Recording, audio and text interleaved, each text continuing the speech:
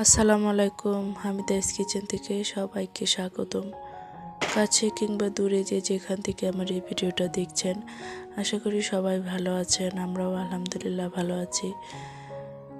তো নতুন আরেকটি ভিডিও নিয়ে হাজির হয়েছি। তো এখানে কিছু পাকা টমেটো কেটে নিচ্ছি। এখানে 2 কেজির মতো টমেটো কিনে রেখেছিলাম ঘরের মাঝে। তো এই টমেটোগুলো এখন আমি অনেকটাই পেকে গিয়েছিল, খাটের নিচে একদম এই খাঁচিতে রেখে দিয়েছিলাম। অর্ধেক কাঁচা ছিল সবগুলো টমেটো।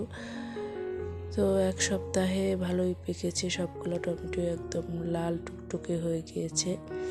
তো এগুলাকে এখন আমি কেটে চাটনির আচার দিব। তো ঘরে কিছু টক ছিল তেঁতুলের, আর কিছু জলপাই ছিল, এগুলো দিয়ে একসাথে করে আমি চাটনির আচার দিয়ে নিব। তো সব কিছু এভাবে কেটে রেডি করে এখন এটাকে আমি সেদ্ধ বসায় দিব হালকা একটু পানি দিয়ে।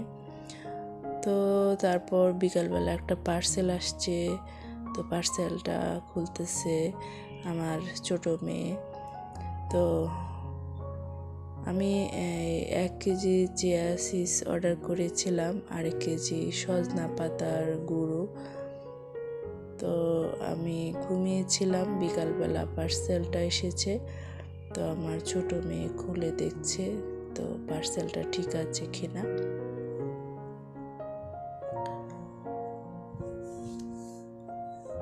তো আস্তে আস্তে খুলে বের করে নিচ্ছে। তো মনে হচ্ছে ভালোই আছে, কারণ এই পেজ থেকে আমি আরও একবার অর্ডার করেছিলাম চিয়া সিড। তো ভালোই ছিল।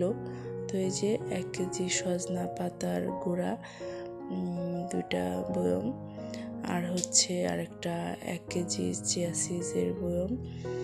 তো 2-3 মাস আগেও আমি এই চিয়া সিডটা একবার অর্ডার করেছিলাম। তো ভালোই ছিল, ভিতরে খেয়েছিলাম। তো এখন সজনে পাতা। তো আমার ছোট মেয়ে সব কিছু গুছিয়ে রেখেছে। পার্সেলটা খুলে ভালোই ছিল, সব কিছু ঠিকঠাক। তো আর এটা একটা ওষুধ আমি খাবো সকালবেলা খালি পেটে। তো এটা হামদর্দের একটা ওষুধ। তো ইদানিং আমার একটু পেটের সমস্যা দেখা দিয়েছে। তো কিছু খেতে পারি না, কিছু খাবার খেলে আমার পেট একদম ফুলে যায়। তো আমার ছোট ছেলে স্কুলে যাচ্ছে, রেডি হয়েছে। তো এদিকে আমার ছোট ছেলে স্কুলে যাচ্ছে, জুতোগুলো পরছে সে। তো এখন সময় প্রায় 8:30 বাজে। তো ব্যালকনি দিয়ে আমি আবার একটু দাঁড়িয়ে দেখছিলাম। তো 4 তলা থেকে আমি আবার ব্যাগ ফেলে চাবিটা উঠাচ্ছি।